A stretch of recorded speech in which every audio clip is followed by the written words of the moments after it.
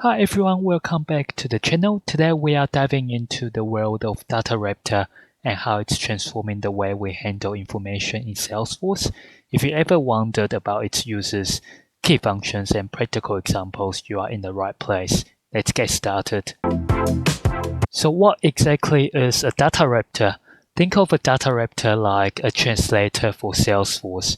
Imagine you have a book in one language and you want to make changes to your story or add new parts.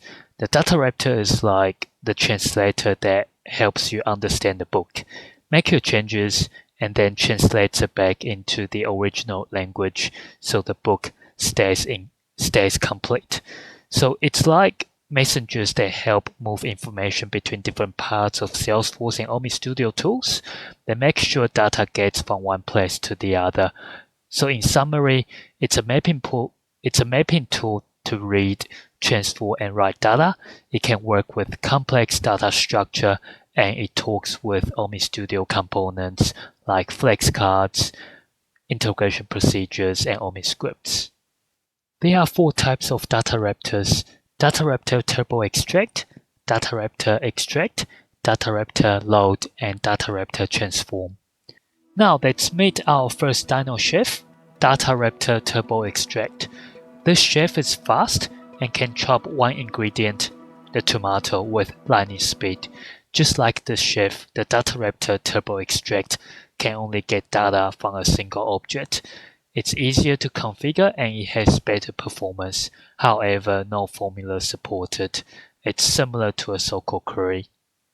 Now let's check out DataRaptor Extract, our versatile chef dino.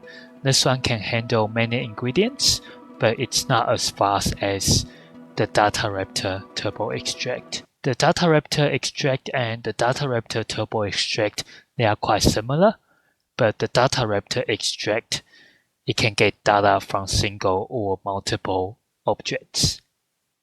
However, comparing to DataRaptor Turbo Extract, it's harder to configure and the performance is not as good. Again, this is similar to a so-called query. Moving on to DataRaptor Load. This chef dino loads your ingredients into neat storage boxes. So the DataRaptor Load updates and creates data for single or multiple Salesforce objects. It's very similar to a DML statement.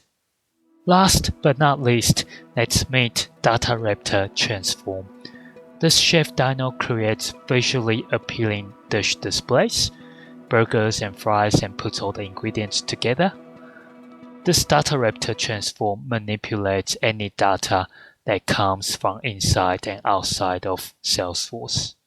To help you visualize and summarize the 4 DataRaptors, the Turbo Extract can extract data from a single Salesforce object, whereas the DataRaptor Extract can extract records from multiple Salesforce objects.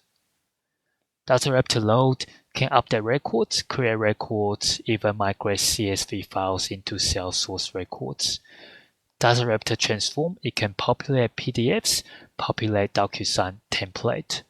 What's common between all these 3 DataRaptors is that you can transform JSON or XML data, and there's formula and functions supported.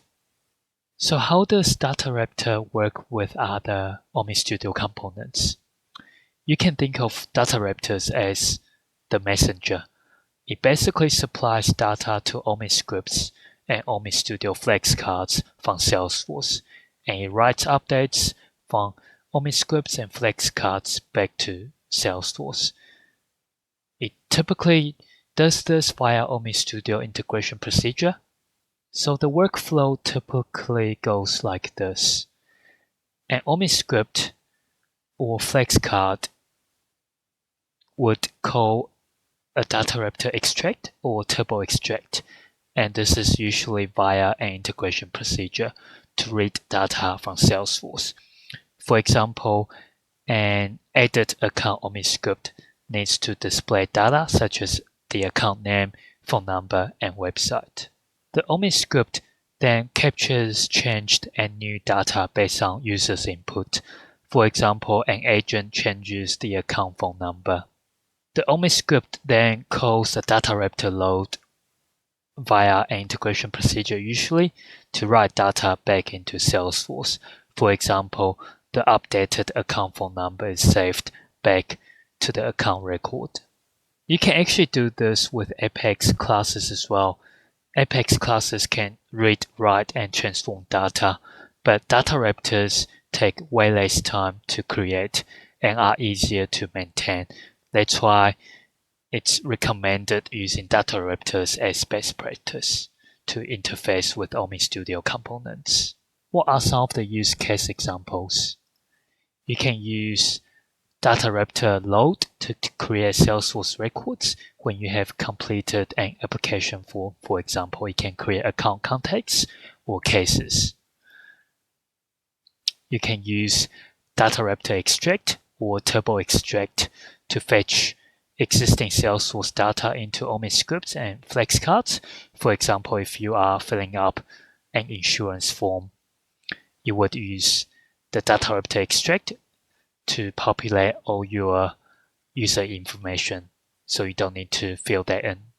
You can use DataRaptor extract or turbo extract as part of the type ahead searches of existing Salesforce data. You can transform data structure for use with document generation, PDFs, or Word documents. This is an important one.